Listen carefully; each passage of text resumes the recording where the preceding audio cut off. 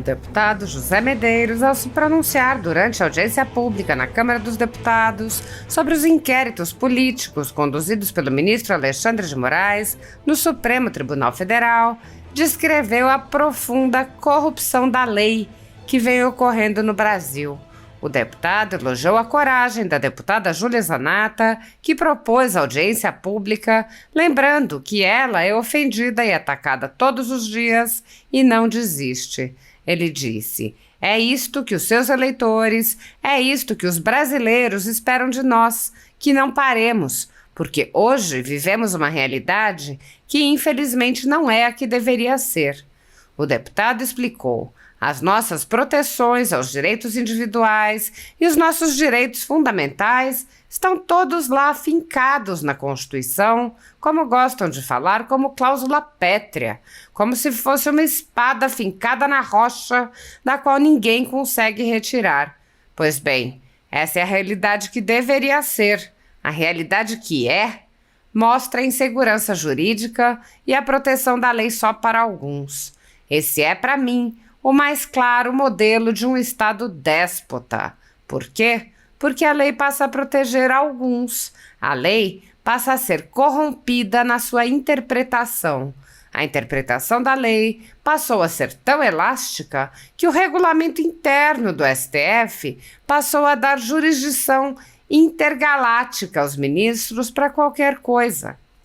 José Medeiros lembrou que o inquérito 4781, conhecido como Inquérito do Fim do Mundo ou Inquérito das Fake News, foi instaurado para censurar críticas aos próprios ministros do Supremo e passou a se expandir sem qualquer controle para perseguir qualquer um que desagrade aos ministros.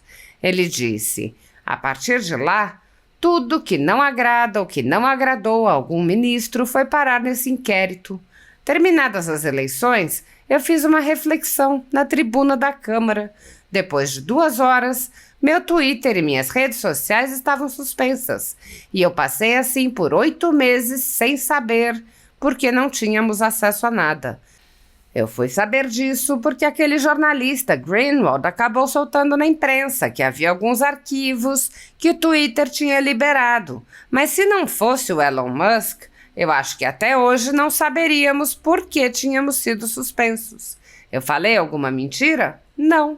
Falei ali na Câmara, na tribuna da Câmara, e eu deveria ter a legitimidade. Pelo menos é o que a lei prescreve." O deputado lembrou uma série de exemplos em que a lei foi aplicada de forma diferente para conservadores e esquerdistas, apontando que para a esquerda vale a Constituição e as garantias que ela encerra, mas para a direita criam-se mecanismos para condenar e perseguir sem qualquer base legal. Medeiros afirmou: "O dia que nós perdemos a imunidade não foi agora não. O dia que o artigo 53 foi anulado. Foi no dia que saiu o indiciamento, aliás, que o STF autorizou e começou o processo contra Bolsonaro, sobre aquele episódio com Maria do Rosário aqui no Salão Verde." O deputado relatou: "Eu ainda estava no Senado. Eu peguei o microfone na hora que eu li e chamei a atenção do presidente e falei: presidente, eu quero chamar a atenção aqui do Senado e de todos que estão aqui e de todos que estão nos assistindo. A Constituição foi rasgada e, a partir de hoje, nenhum dos senhores se sintam seguros de fazer qualquer análise aqui ou de falar qualquer coisa, porque o artigo 53 não vale mais. E de lá para cá, só evoluiu, a ponto de ontem o ministro da Justiça dizer que realmente o artigo 53 não vale nada." O deputado deu um exemplo para mostrar a que nível chegou o totalitarismo. Ele apontou que o presidente da Câmara, Arthur Lira, se manifestou sobre o indiciamento de 2 deputados por falas proferidas da tribuna e que o diretor-geral da Polícia Federal respondeu ao presidente da Câmara dizendo que a imunidade parlamentar não é absoluta. O deputado disse: "E quem deu ao diretor o poder de interpretar? Ele não precisa, nesse novo regime jurídico que tem. Basta ele ter as costas guardadas pelos ministros que defendem essa tese. Ele pode falar o que for, ele pode entrar aqui dentro e prender o Arthur Lira." Se ele tiver amparado lá, pode. O deputado prosseguiu. Se você me perguntar o que pode hoje, pode entrar a Polícia Federal aqui, tirar a deputada Júlia Zanatta gestante e levar presa? Pode. Porque qual é a lei que nos ampara nesse momento? Nenhuma.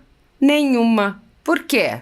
Porque nós temos um delegado com as costas quentes e nós temos um ministro, Alexandre, que ele não é ele é uma entidade. Ele é uma entidade que tem um poder lá. O Alexandre não é mais o Alexandre. O Alexandre é uma legião dos mais diversos interesses jurídicos, políticos, o que for.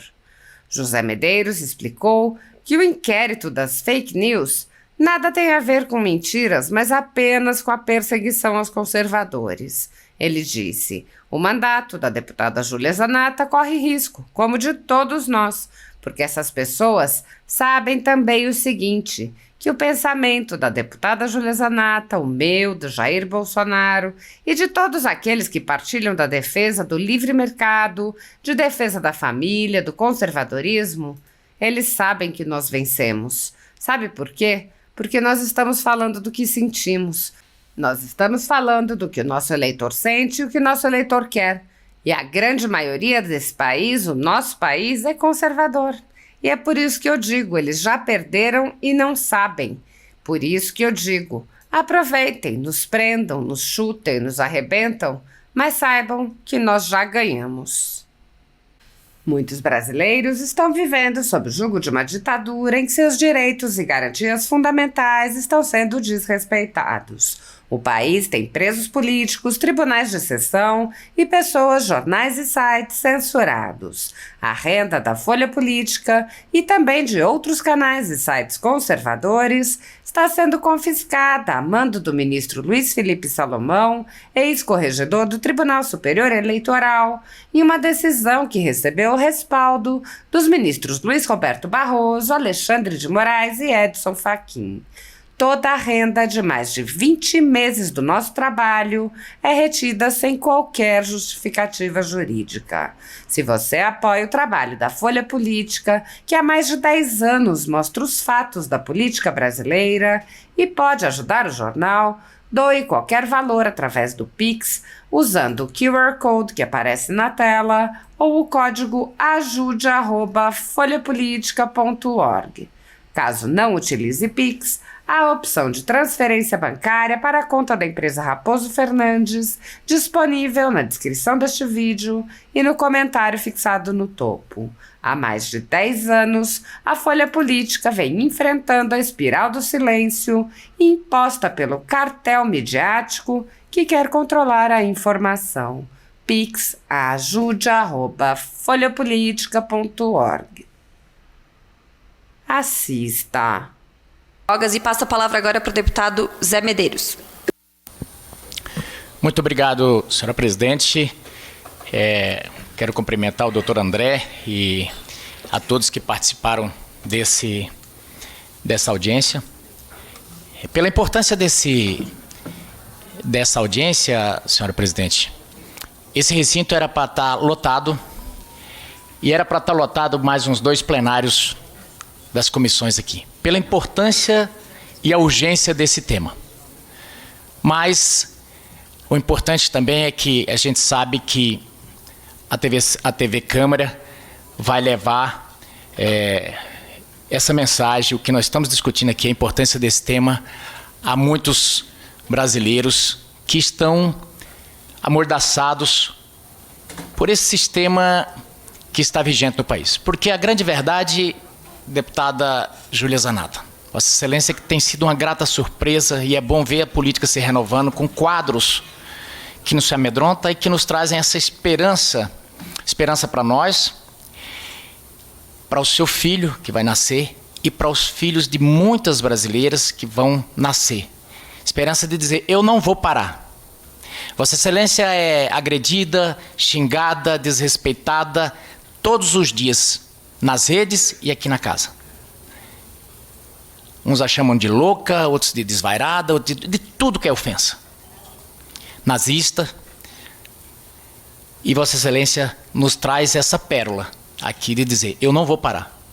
É isso que seus eleitores, é isso que os brasileiros esperam de nós, que nós não paremos, porque hoje nós vivemos, doutor André, uma realidade que é, infelizmente, uma que deveria ser.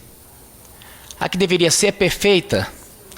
Nós pegamos as nossas proteções aos direitos individuais, os nossos direitos fundamentais, estão todos lá,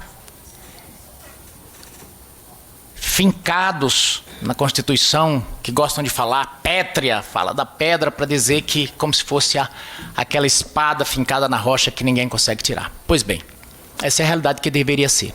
A realidade que é a insegurança jurídica e é a proteção da lei só para alguns. Esse é, para mim, o mais claro modelo de um Estado déspota.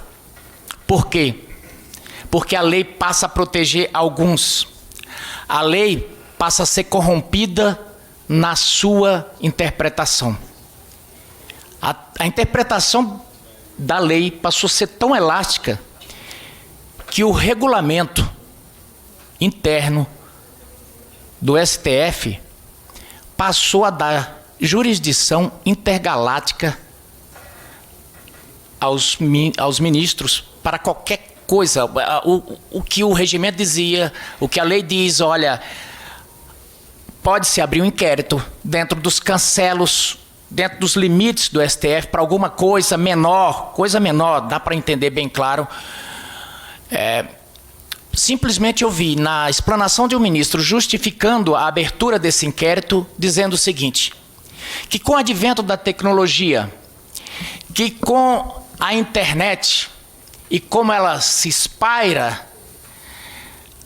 portanto, a jurisdição ali, o poder de abrir o inquérito, ou seja, os muros, e eles deixaram bem claro, os limites territoriais do STF estariam alargados. E aí eu pensei, até onde, né?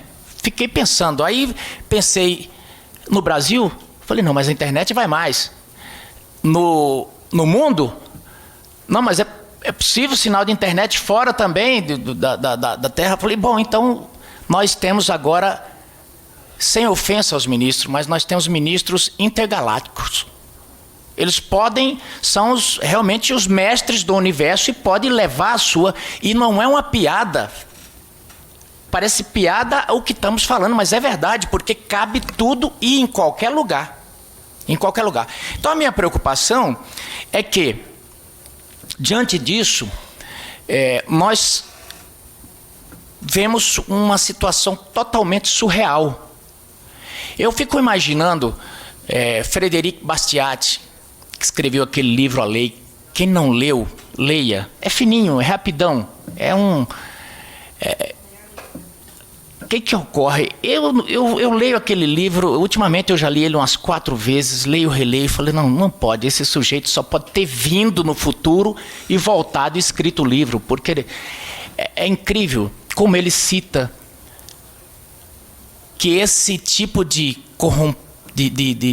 quando o Estado vira essa coisa de querer regular tudo, de querer criar a sociedade perfeita, porque se você assistir os discursos, doutora Bia Kiss, de alguns ministros, você percebe que a boa intenção está ali em toda a sua plenitude, a boa intenção dele, aspas, de construir uma sociedade perfeita. Uma sociedade em que o homem não minta, em que o homem não transgrida nada. É perfeita a sociedade.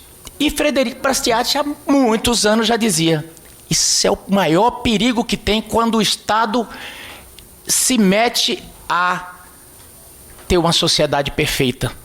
E por que isso? Porque ele passa a querer dizer o que você deve falar ou não falar, que religião você deve ter ou não ter. E mais, ele passa a ser um Estado bom. Um Estado que, se pudesse, se chamaria Jesus Cristo. De que forma? Vamos acabar com a desigualdade social. Gente, que pode ser contra o fim da desigualdade social? Ninguém, não é? Pois bem, Mas acontece que esse Estado resolve combater essa desigualdade social com o próprio dinheiro? Não. Com o dinheiro dos outros. Então, o que ele faz? E Frederico Bastiat dizia, ele expolia, ele toma dos outros, porque ele não produz nada. E aí ele faz o diabo para se manter vivo. Assim como qualquer organismo que tenha o instinto de sobrevivência, tudo o que está acontecendo no Brasil é por causa desse instinto de sobrevivência.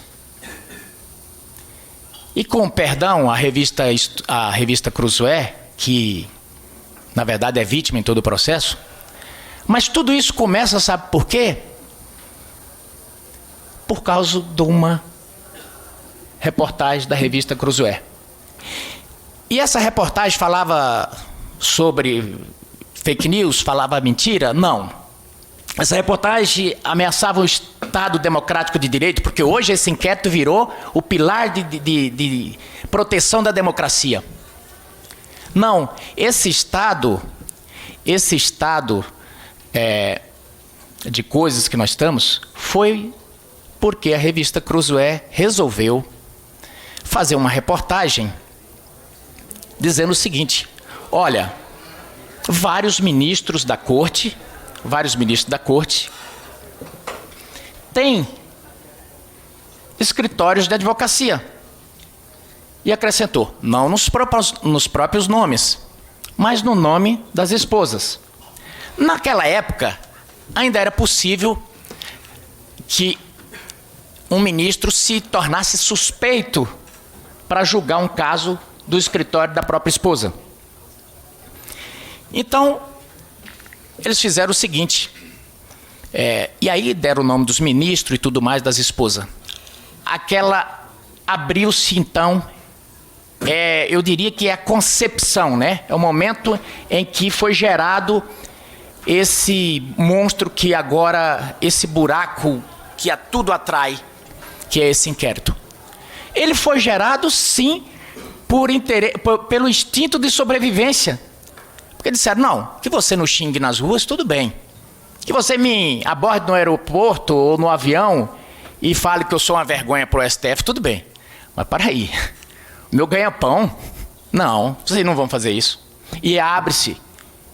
E o que eu estou dizendo aqui não é uma mentira, porque abriu-se o inquérito.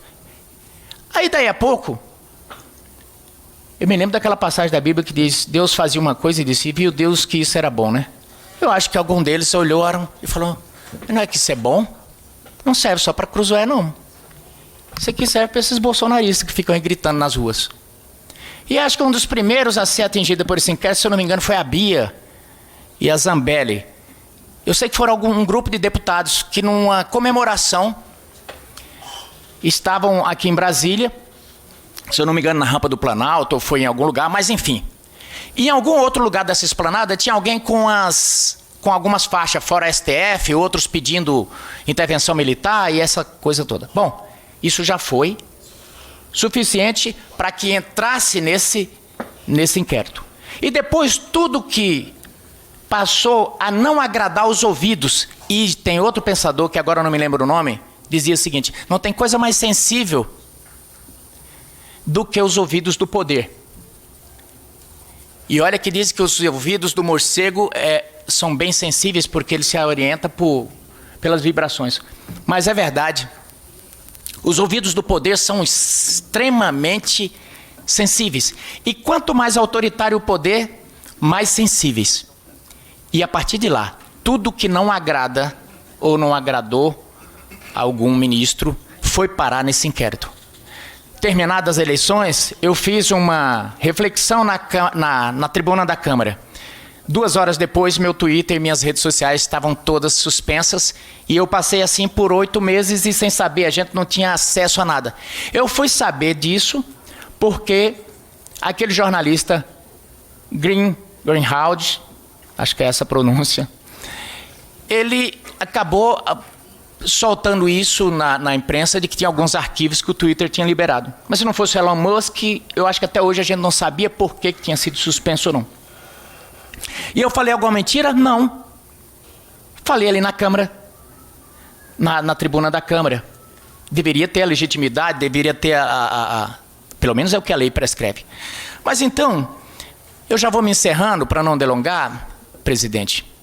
Mais uma vez reafirmando a importância dessa discussão aqui. Por quê? Porque nós falamos pouco. Apesar de termos falado bastante, de estarmos incomodando. Porque quando a nossa presidente diz, olha, eles fizeram uma declaração dizendo que bom quando a nossa oposição era o PSDB. Sabe por quê? Porque com o PSDB não tinha briga, não tinha contraponto, só tinha surra. Todos os dias eles xingavam esse povo do PSDB. E quem era o PSDB? Qual é o perfil do PSDB? É o perfil do Alckmin. Que acho que de vez em quando tem que ir lá testar para ver se o Alckmin está vivo. Aliás, saíram falando que tinham que nós estávamos querendo matar Alckmin. Eu falei, gente, vou parafrasear o sargento Faur, quem é que quer matar Alckmin? Então eles criam todo tipo de mentira. E o Monsanto dizia, e o que eu vou falar aqui vale para o PT e seus puxadinhos. O Monsanto dizia, o PT, quando não está mentindo, está roubando, quando não está roubando, está mentindo. E eu quero fazer homenagem ao Monsanto, porque quando muitos de nós estávamos ainda sendo vivandeiras, tem muita gente de direita que já foi vivandeira do Lula, do PT, que acreditava nisso. E nós não temos preconceito, nós aceitamos os convertidos, não aceitamos os enrustidos. Mas é muito bom e nós temos essa obrigação, quero falar aqui para a direita, nós temos essa obrigação de converter sim, de mostrar às pessoas o que esse partido representa e o que esse partido faz. Porque eles mentem e nos acusam de mentir. Eles agridem e nos acusam de agressão. Quantos deputados de direita aqui deram um soco, ou cuspiu, ou deram um tapa na cara de alguém de esquerda aqui? Não tem. Vocês não veem isso.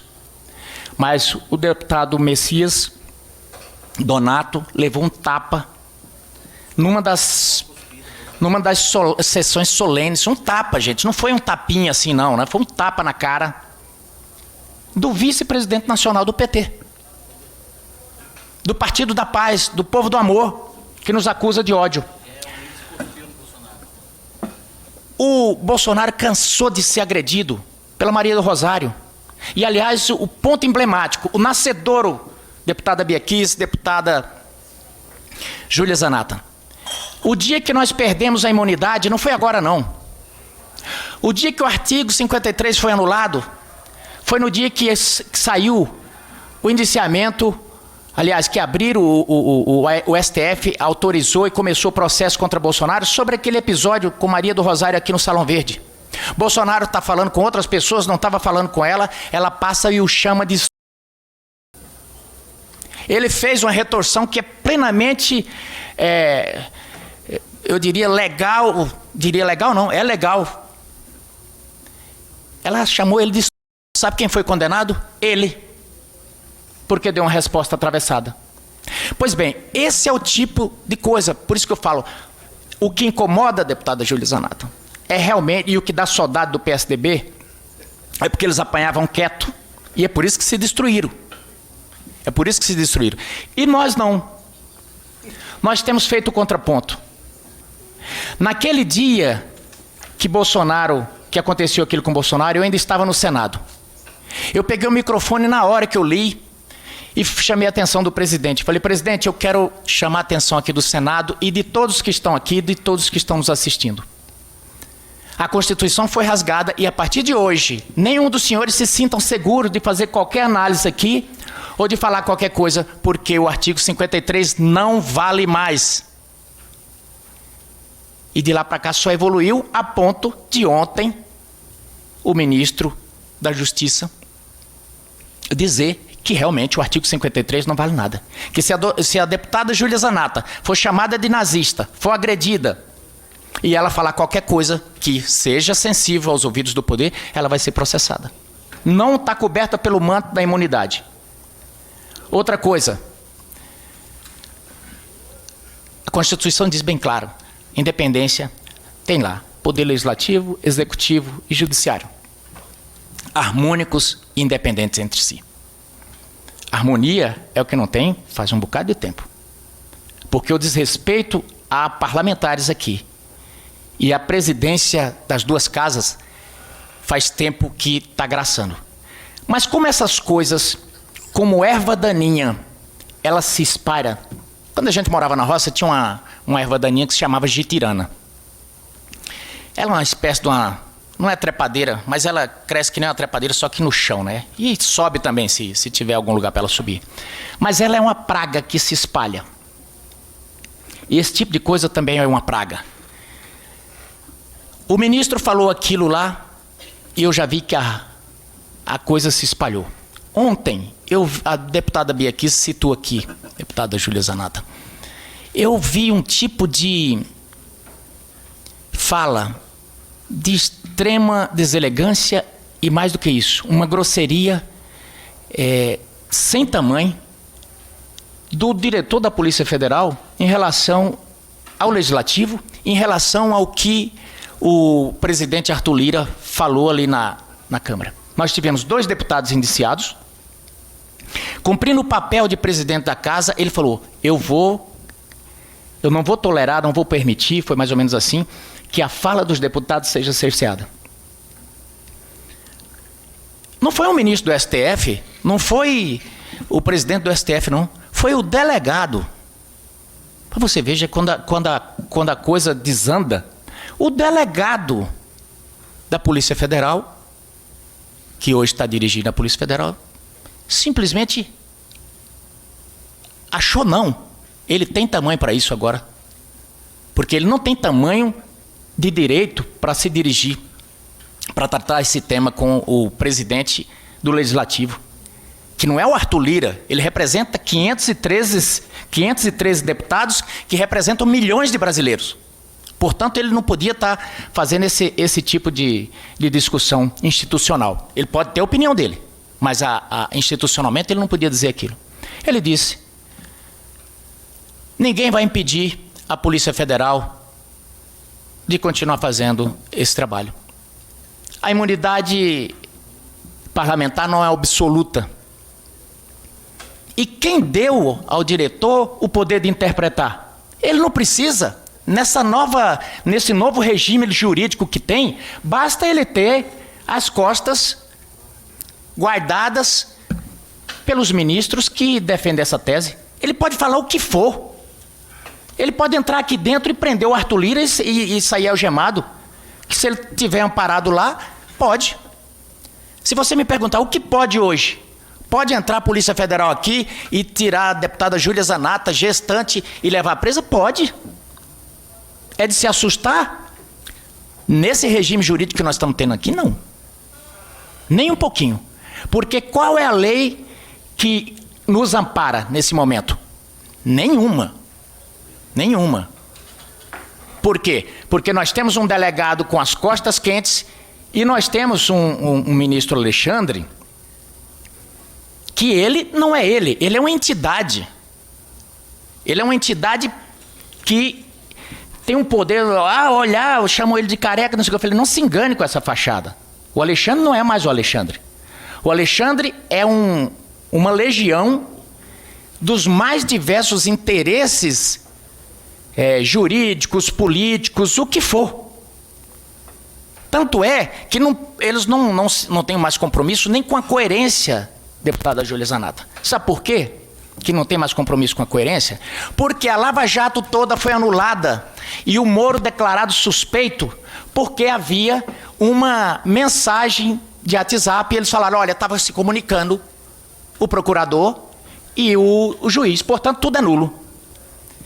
No dia que o rapaz aqui enfrentou o STF, estava reunido o procurador-geral, ministros, inclusive o ministro Alexandre, o Lula e o delegado, o diretor da Polícia Federal. Então você veja, só isso aí, se fosse para basear pela lei vigente, a lei de fato vigente nesse país, era para ser anulado tudo. Não, mas a lei vigente tem uma característica interessante.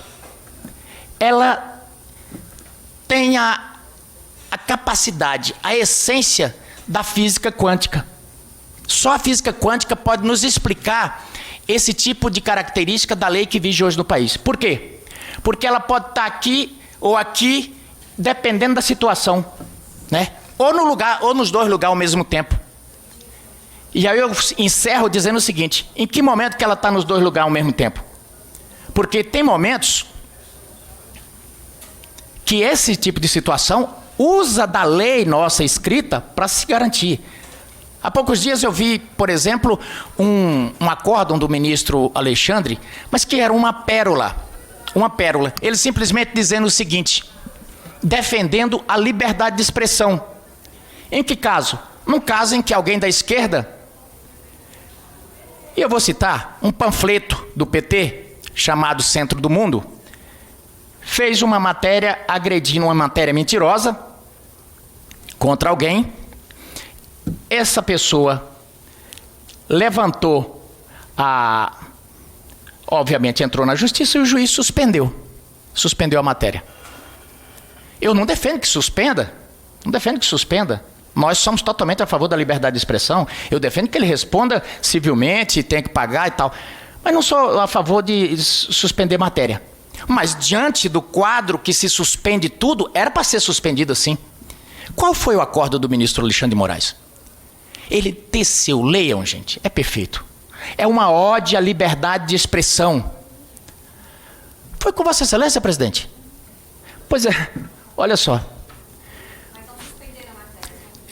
Então o que acontece? Pois é, mas ele mandou voltar agora tudo, né?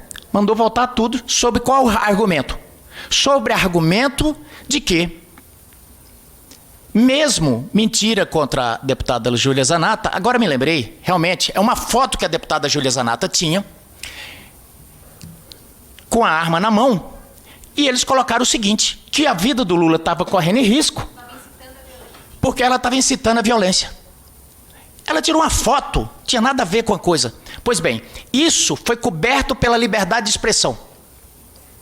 Eu acho que deve, tudo bem, deve. Mas eles tinham que reparar civilmente ela. Não, nada disso.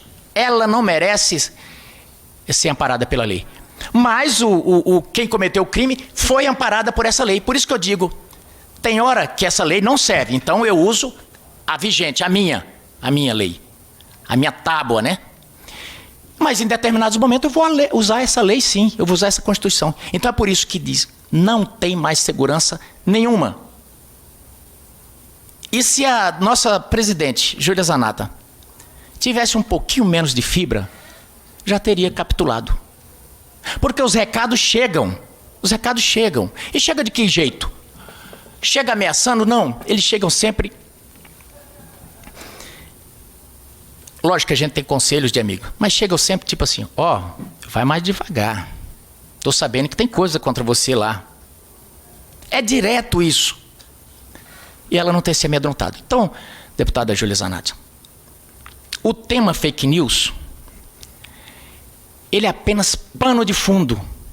Porque eles não estão preocupados em punir fake news. Porque senão estariam todos presos. Todos presos. O Lula cansou de falar. E o Lula disse claramente, como é que faz para Bolsonaro não voltar ao poder? Eu vou traduzir. Ele falou, é só a gente inventar, é só a gente conseguir emplacar a mentira certa. A mentira certa. Eu estou traduzindo. Ele falou a narrativa. Que a narrativa pode ser, você pode ter uma narrativa verdadeira. Mas não. Se a gente precisa encaixar, se a gente precisa achar, é porque não é verdade. Porque a verdade está aí, você não precisa achar. Então é o seguinte, eles podem tudo, podem mentir o que for, não tem problema. Subiram essa semana aí, pode agredir o tempo que for. Subiram essa semana na tribuna, o deputado milionário do PSOL agrediu a Carla Zambelli de forma terrível. Isso aí para eles tudo bem. Então, a causa deles não é a causa, não tem nada contra fake news. Eles têm contra fake news, eles têm contra a verdade.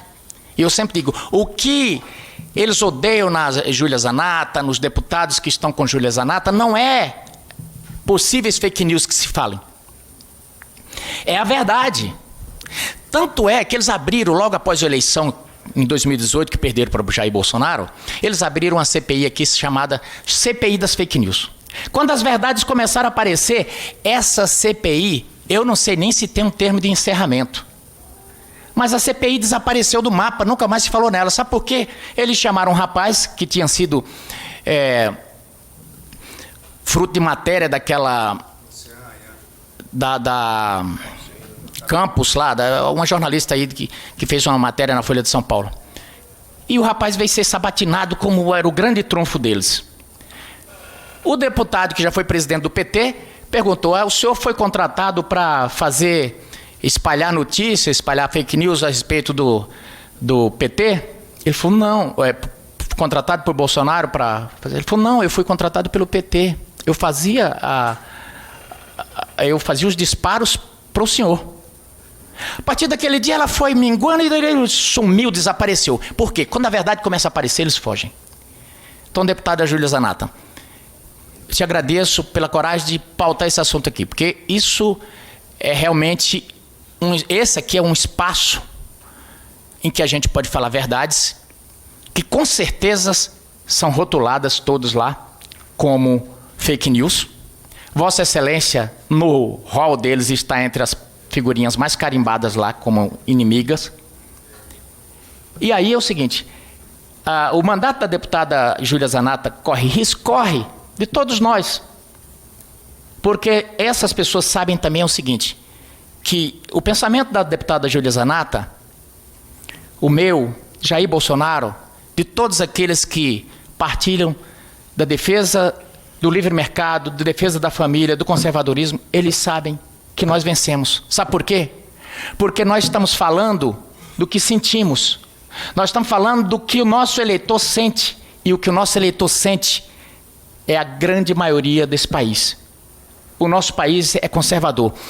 O que essas pessoas falam todo dia na imprensa, passam na TV, colocam, tentam inferir, mudar a cultura, mudar tudo, eles não conversam com mais de 5% da população brasileira. Porque mesmo dentro da esquerda,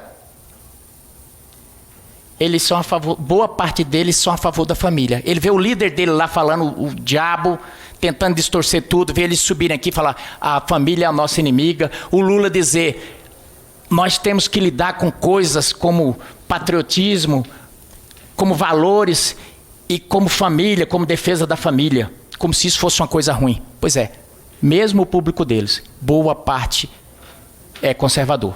E com o tempo essas pessoas vão mudando. E é por isso que eu digo, eles já perderam e não sabem. Por isso que eu digo, aproveitem, nos prendam, nos chutem, nos arrebentem, mas saiba que nós já ganhamos. Meus parabéns, deputada Júlia Zanatta.